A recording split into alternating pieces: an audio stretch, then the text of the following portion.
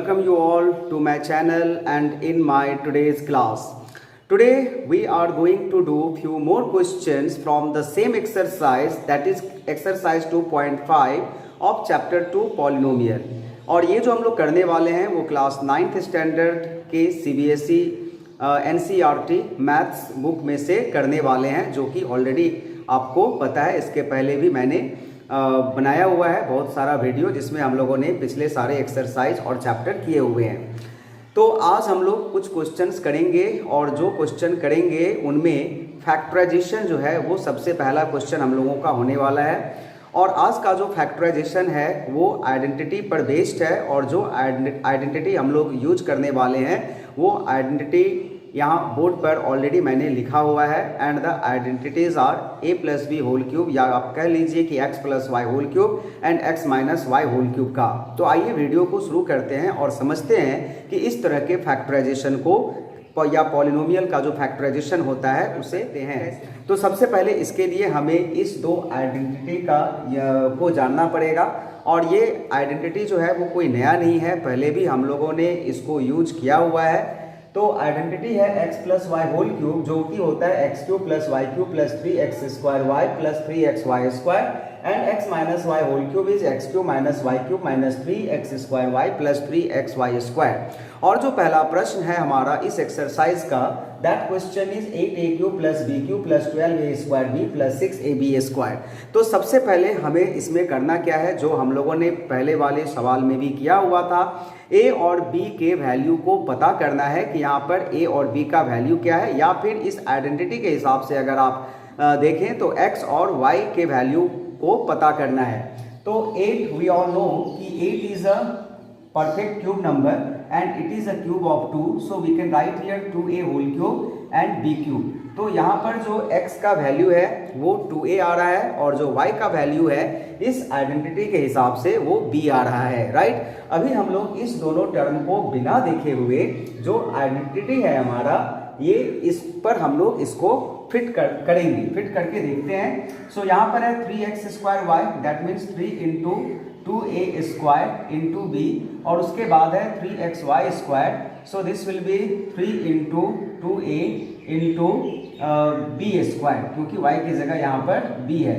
लेकिन जैसा कि मैंने अपने पहले वीडियो में भी आपको बताया है कि सब कुछ जो काम हम लोग करेंगे उसके बाद हम लोग इसको एक बार क्रॉस चेक कर लेंगे कि जो हमने लिखा है वो दिए हुए क्वेश्चन से कोई कुछ डिफरेंट है या फिर सेम है। So let's check it once. So 2a का होल स्क्वायर 4a स्क्वायर होता है एंड 4 3 12, तो 12a स्क्वायर b, जो कि हमारा यहाँ पर टर्म है 12a स्क्वायर b, राइट। और इसका 3 2 6ab स्क्वायर, जो कि 6ab स्क्वायर है। और ये जो है, ये जो एक्सप्रेशन है वो आइडेंटिटी पर फिट बैठ रहा है। So this equal to we can write a plus B whole cube, यहाँ पर a क्या है 2a, या फिर x plus Y whole cube, यहाँ पर x 2a है और जो y का वैल्यू है b है, so 2a plus B whole cube. हम लोगों का फैक्टराइजेशन हो चुका है। आप चाहे तो इसे यहाँ भी छोड़ सकते हैं, या फिर चाहे तो इसे 3 बार लिख सकते हैं in form of product. So let's do one more question of the same type. और जो दूसरा प्रश्न है वो मैंने बोर्ड पर लिख दिया है। ये क्वेश्चन नंबर 3 है of the question number 8 NCERT book exercise 2.5। यहाँ पर इस पॉलिनोमियल का हमें फैक्टराइजेशन करना है। तो सबसे पहले हम लोग को a और b का वैल्यू जानना है। तो 27 इज अ क्यूब नंबर, और ये 3 का क्यूब होता है। Minus 125 is also a cube number, so this is 5a whole cube. तो जो सबसे ज़्यादा इंपॉर्टेंट काम है वो यहाँ पर हो चुका है। दैट मीन्स हम लोगों को x और y का जो वैल्यू है वो पता चल चुका है। Now we will express this two term, the remaining two term in this form, because ये जो है यहाँ पर आप देखिए दो नेगेटिव साइन है, दैट मीन्स ये x minus Y whole cube पर ही जाएगा, राइट। तो आइए हम लोग यहाँ पर जो x और y का वैल्यू पता चल गया है, इसके हिसाब से हम लोग इस फॉर्मूला के हिसाब से करते हैं। सो माइनस 3 इंटू 3 स्क्वायर, क्योंकि यहाँ पर x का वैल्यू 3 था, इंटू b यानी कि 5a, और उसके बाद यहाँ पर प्लस का साइन है 3 into a, that means 3 into 5a square. और ये करने के बाद जैसा कि हमने पहले वाले सवाल में भी किया हुआ था, इसको एक बार चेक कर लेंगे कि ये कुछ डिफरेंट है या फिर सेम है। तो आइए इसका कैलकुलेशन करते हैं। 3 स्क्वायर इज 9, 9 3 ज़ा 27 और 27 5 ज़ा 135a। दैट मीन्स ये इसका अगर हम लोग सिंप्लीफाई करेंगे इस टर्म को, सो this will come -135a which is matching with the question. And if we simplify this, then we all know that 5a square is 25, 25a square and 25 3 ज़ा 75 and 75 3 ज़ा 225। तो ये वाला टर्म ही यहाँ पर है। That means it is not different from the term given in the question. So this equal to, we can write a minus b whole cube. That means 3 minus 5a whole cube. So this is only the answer. And if we want, we can write it 3 times, like 3 minus 5a, 3 minus 5a and 3 minus 5a. So this factorization is done, and hope you all have understood the given answer, the given factorization, right? Now we will do one more question of different type but of the same number, and after then we will do few more. Let's see how many we can finish it today in 20 or to 25 minutes. The next question is on the screen. What is different here in this question? The difference is here the numbers, few terms are given in fraction. That is only the difference in this question and the previous question. तो यहाँ पर भी लेकिन हम लोगों को जो logic use करना है, सेम लॉजिक यूज करना है। That means at first we need to find the value of x and y in the identity from the identity, क्योंकि यहाँ पर हमने x प्लस वाई के फॉर्म में ही आइडेंटिटी आपको बताया हुआ है। अगर इसको a प्लस बी के होल क्यूब में हम लोग लिखें तो फिर we will find the value of a and b according to the given identity. आप जो भी कर लीजिए, यहाँ पर a और b या फिर x और y का वैल्यू हम लोगों को जानना है। तो 27 जो है वो 3 का क्यूब है, तो यहाँ पर हम लोग 3p का होल क्यूब लिख देंगे, और 216 जो है वो 6 का क्यूब है, तो यहाँ पर हम लोग -1/6 का होल क्यूब लिख देंगे। नॉट -1/6 होगा, माइनस यहाँ पर आ चुका है, ओनली 1/6 का whole cube. That means x का वैल्यू जो है वो यहाँ पर 3p है, और जो y का वैल्यू है वो 1/6 है। आइए अब हम लोग जो बाकी के दो टर्म है इसे हम लोग एक्सप्रेस करते हैं using this value x and y। तो -3a square, that means 3p square, 3p square into b, that is 1/6, and plus 3 into a into b square, that means 1/6 whole square. And as usual here also once we will cross check it कि जो मैंने लिखा है that is exactly same with the और matching with the terms given in the question और not. तो सबसे पहले यहाँ देखिए 3p का होल स्क्वायर 9p स्क्वायर होगा, और 3 2 ज़ा 6 कट जाएगा, तो यहाँ पर 9/2 और ये p स्क्वायर तो आ रहा है, और 1/6 का होल स्क्वायर 1/36 होता है, 3 3 ज़ा 9 और 9 4 ज़ा 36 अगर हम लोग रिड्यूस करेंगे तो ये भी जो है वो +1/4t ही हमारा टर्म आएगा। That means this is exactly same whatever we have written here in the second line. In the second line all the terms are exactly same and it is matching with the terms given in the question, but this line, this expression is on the formula, is on the identity, लेकिन जो हमारा ये term था वो identity के हिसाब से नहीं था, तो सेकेंड टर्म अभी आइडेंटिटी के हिसाब से आ गया। So we can write x minus y whole cube. What is x here? 3p, and what is y here? 1/6. So 3p minus 1/6 whole cube, and this is only the answer for this given question. I hope that जो मैं आपको समझा रहा हूँ वो आपको समझ में आ रहा है। आइए अब हम लोग अगले प्रश्न की तरफ चलते हैं, एंड क्वेश्चन नंबर ये 8 था तो 9 को समझते हैं। और जो नेक्स्ट क्वेश्चन है वो अपने आप में खुद ही एक आइडेंटिटी ही है, एक फॉर्मूला ही है, लेकिन यहाँ पर हम लोग इस फॉर्मूला को प्रूव करने वाले हैं, इसको वेरीफाई करने वाले हैं। सो चिल्ड्रेन, वेरिफिकेशन में वी ऑल नो दैट कि we need to simplify the left and right side, and दोनों को हमें इक्वल ला करके दिखाना पड़ेगा। Now here LHS is x³ plus y³, तो x³ plus y³ is already in the simplest form, so we will not do anything here। तो LHS को हम लोग जो है वो as it is लिख देने वाले हैं कि हमारा जो LHS है यहाँ पर x³ plus y³ है, लेकिन तो जो यहाँ पर RHS है हमारा, this is not in the simplified form, so what we are going to do here, we will simplify this। तो सिंप्लीफिकेशन में हम लोगों को ज़्यादा कुछ नहीं करना है, इस दोनों पॉलिनोमियल को मल्टीप्लाई कर देना है यूजिंग द मल्टीप्लिकेशन रूल, जो ऑलरेडी आप लोगों ने सीखा हुआ है। Multiplication of algebraic expression is not new for you, right. तो सबसे पहले हम लोग क्या करेंगे, इस x का पूरे के साथ मल्टीप्लाई करेंगे। तो यहाँ पर एक बार लिख देता हूँ -xy प्लस वाई स्क्वायर, और इसके बाद प्लस y का भी हम लोग इस पूरे होल टर्म के साथ मल्टीप्लाई करेंगे। तो ये सबसे पहला काम हम लोगों का हो चुका है। अब इसके बाद हम लोग ब्रैकेट को ओपन करेंगे मल्टीप्लाई करके। So x into X square is X cube, x into X Y is minus X square Y, because plus into minus is minus, and plus X Y square. तो ये हो चुका है। अब हम लोग इसको मल्टीप्लाई करते हैं। y into X square is plus X square Y, y into X Y will be minus X Y square, and y into Y square will be Y cube. तो ये हमने मल्टीप्लाई कर लिया है और अच्छी तरह से सोच करके शांति से किया है, ताकि मिस्टेक नहीं हो। तो आप लोग भी इसी तरह से मल्टीप्लिकेशन को करेंगे। Do not do the multiplication और द कैलकुलेशन इन हरी, क्योंकि अगर हम लोग जल्दबाजी में करेंगे तो वहां पर मिस्टेक का चांस जो है वो मैक्सिमम होता है, राइट। तो अभी हम लोग देखेंगे कि इसको और ज्यादा सिंप्लीफाई कर सकते हैं कि नहीं। तो ये देखिए minus X square Y and plus X square Y, यहाँ पर हमारा दोनों टर्म कैंसिल हो गया, और ये जो एक्स वाई स्क्वायर है वो इसके साथ जो है वो कैंसिल हो गया। तो क्या बच गया यहाँ पर, एक्स क्यूब बच गया, और इधर में वाई क्यूब बच गया, और जो LHS था वो हमारा यही था। So therefore we can write here कि LHS is equal to RHS verified, right, verified. तो इस तरह से ही आप लोग जो इसमें दूसरा नंबर प्रश्न है, जो सेकंड क्वेश्चन है, आप लोग उसे ठीक इसी तरह से वेरीफाई कर सकते हैं। तो आइए अब हम लोग क्वेश्चन नंबर 10 को समझते हैं कि इसे किस तरह से बनाया जाएगा।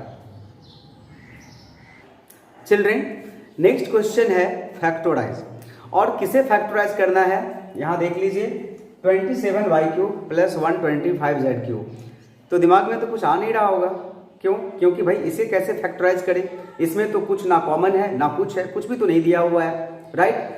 तो इसको जो फैक्टराइजेशन करने का तरीका है इस तरह के टर्म को, वो बेस्ड होगा आइडेंटिटी के ऊपर, और वो कौन सा आइडेंटिटी है जिसे हमने वेरीफाई किया है ठीक इसके पहले वाले प्रश्न में, यानी कि क्वेश्चन नंबर 9 में। तो वो आइडेंटिटी क्या हम लोगों ने सीखा हुआ था तो वो वेरिफिकेशन, लेकिन वो एक तरह का आइडेंटिटी ही था। तो वो आइडेंटिटी क्या था, हम लोगों ने प्रूव किया था कि x³ plus y³ is equal to x plus y in bracket X square minus X Y plus Y square. तो यही देखिए जो 9 का क्वेश्चन नंबर 1 था वो इसी को हम लोगों ने प्रूव किया था, और वो एक तरह का आइडेंटिटी ही था, राइट। तो हम लोग अभी इसी आइडेंटिटी को यूज करके इसको फैक्टराइज करेंगे, क्योंकि इसका जो फॉर्म है ये देखिए फैक्टर फॉर्म में ही है। तो सबसे पहले हमें यहाँ पर x और y के वैल्यू को पता करना है। So we can write 3y whole cube, और 125 को we can write 5z whole cube. That means ये जो है वो a³ प्लस b³ या फिर कह लीजिए x³ प्लस y³ के फॉर्म में आ चुका है। Now we will use this identity, जो कि होता है a प्लस b, यानी कि या फिर x plus y, 3y plus 5z, और इसके बाद ब्रैकेट के अंदर X square that means 3y whole square minus xy that means 3y into 5z plus y square that means 5z whole square, right. तो अभी हम लोग इसको सिंप्लीफाई कर लेंगे, एक दो स्टेप और ज्यादा कर देंगे।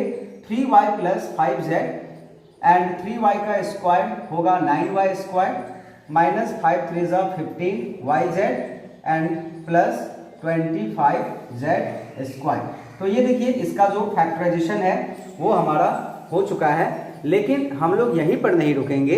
एक बार हम लोग वेरीफाई करेंगे कि ये जो ब्रैकेट में आया हुआ है whether this can be factorized any more or not using any other method of factorization which we have learned previously। तो ये देखिए splitting the middle term factor method से अगर हम लोग इसको बना तो सकते हैं, क्योंकि यहाँ पर देखिए वाई स्क्वायर और जेड स्क्वायर है और बीच में जो हमारा टर्म है वो वाई जेड है। तो आइए हम लोग जानते हैं कि इसको मिडिल टर्म फैक्टराइजेशन मेथड से बना सकते हैं या फिर नहीं बना सकते हैं। तो इस दोनों का जो प्रोडक्ट है 25 और 9 का वो आएगा 225। अब हमको 15 को दो पार्ट में बांटना होगा, स्प्लिट करना होगा, जिसका प्रोडक्ट ये नंबर आए 225। चिल्ड्रेन, तो यहाँ पर अगर आप देखें, इसको ध्यान से देखें, जो कॉम्बिनेशन है 225 का वो है 3 × 75, लेकिन ये किसी भी तरह से हमारा 15 जो है वो नहीं आएगा। 5 × 45 नहीं होगा, 15 तो नहीं आएगा। 9 × 25 15 नहीं दे रहा है, 15 × 15 ये भी 15 नहीं दे रहा है। सो we cannot do factorization of this polynomial anymore, so that this is only the answer, this is only the answer, and this is the final answer. We cannot factorize this term anymore, right? So now let's do few more question. Children, the next question is on the board, and this is also factorization, but this is little different.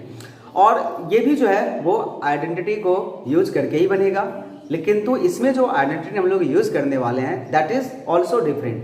So first I have written here that identity which we are going to use for the factorisation of the given polynomial. What is that identity?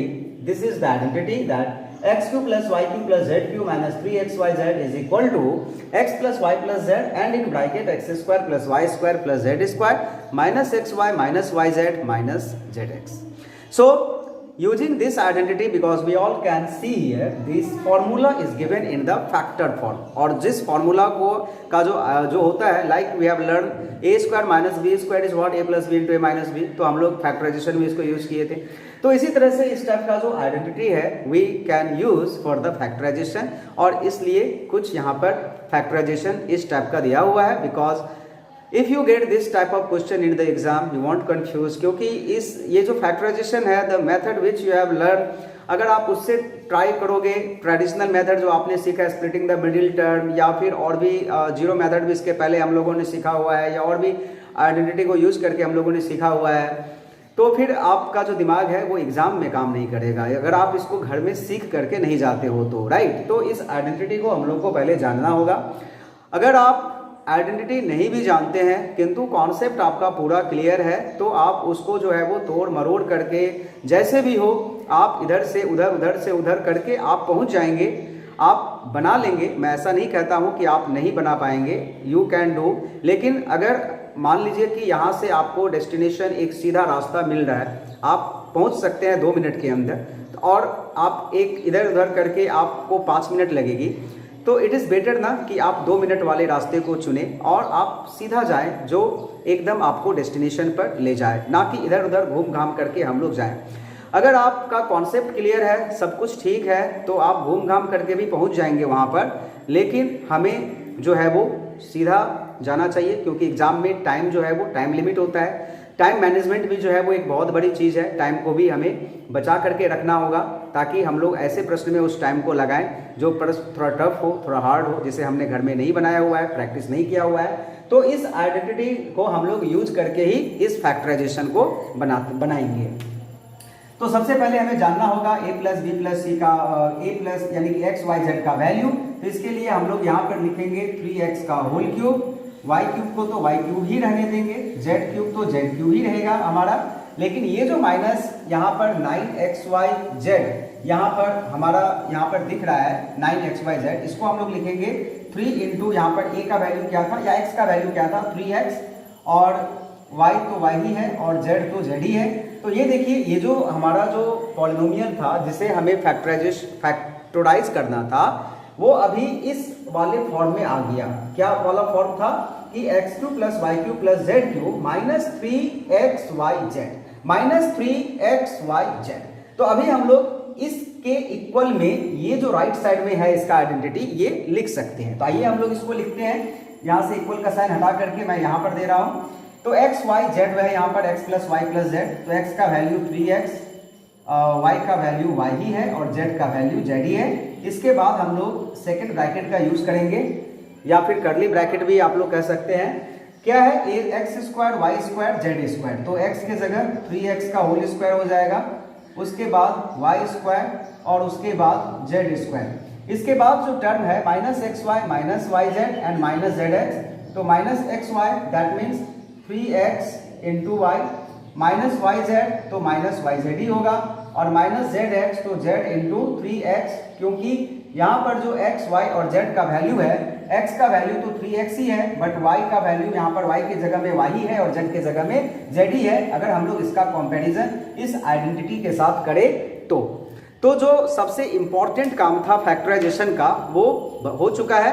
अभी हमें सिर्फ एक बार इसको जो है वो check कर लेना होगा कि जो हमने लिखा है वो सही लिखा है कि नहीं, एक बार इसको जान लेंगे। हालांकि इसमें जो है वो हमें ऊपर वाले टर्म के साथ मैच नहीं करना है, हमने तो सीधा इसका आइडेंटिटी को यूज किया है, तो हमें मैच वैच नहीं करना है। लेकिन फिर भी एक बार देख लेंगे कि सब कुछ ठीक लिखा हूँ कि नहीं लिखा हूँ। ये देखिए एक मिस्टेक तो यहाँ मिल गया, ये 3 था, यहाँ पे एक्चुअली 2 होगा, x square plus y square plus z square हो गया, माइनस xy हुआ, minus yz and minus zx, x की जगह 3x यहाँ पर वैल्यू था। तो this equal to what 3x plus y plus z and in bracket 3x का whole square 9x square plus y square plus z square minus 3xy minus yz and minus 3xz। दिख रहा है ना? हाँ दिख रहा है। तो यही जो है वो इसका आंसर हो गया और इस टाइप के सवाल को हम लोग इस तरह से फैक्टराइज कर सकते हैं। That's all for today's class. जैसा कि मैंने आपको बताया कि 20 मिनट्स लिमिट मैंने सेट करके रखा हुआ है और ये एक्सीड हो गया। मैं देख रहा हूँ 21 मिनट 19 सेकंड अभी तक हो चुका है रिकॉर्डिंग। तो that's all for today's class. किंतु इसमें बहुत सारे सवाल हैं 2.5 में, तो नेक्स्ट वीडियो में हम लोग करेंगे। कोई बात नहीं नेक्स्ट में कंप्लीट होगा तो और एक बना लूँगा, कोई बात नहीं। लेकिन जो मेन मोटिव है हमारा, वो मोटिव है आपको समझाना, और आपका जो मोटिव है वो होना चाहिए समझना, चीज़ को समझना, किंतु समझ करके छोड़ नहीं देना। इसके बाद your work is to do practice of the whole exercise and not even from the NCERT book, from some other reference book also you may do practice, because NCERT में जो क्वेश्चंस हैं वो एक्सरसाइज में काफ़ी कम दिए हुए हैं, limited है, लेकिन सारे के सारे यूनिक हैं, बहुत ही स्टैंडर्ड क्वेश्चन है। लेकिन फिर भी प्रैक्टिस के लिए जो है वो हमें एक रेफरेंस बुक की ज़रूरत होगी, जिससे आप अधिक जो सवाल है, जो मैक्सिमम सम्स है, वो आप प्रैक्टिस कर सकते हैं। Practice. So okay, that's all for today's class. Thank you for watching the video till the end. और मैं कहूँगा, आप तो करेंगे नहीं, फिर भी कह देता हूँ कि आप सब्सक्राइब कीजिए, वीडियो को लाइक कीजिए, शेयर कीजिए, क्योंकि देखिए एनर्जी जो है वो नहीं आ रहा है। मैं कंटिन्यूसली मेहनत किए जा रहा हूँ, कोई देखता ही नहीं है, व्यूज़ नहीं आ रहे हैं। कोई बात नहीं, ठीक है, मेरा काम है काम करना, बाकी सब आपके ऊपर है। सो ओके, टाटा, bye bye, see you again in the next video.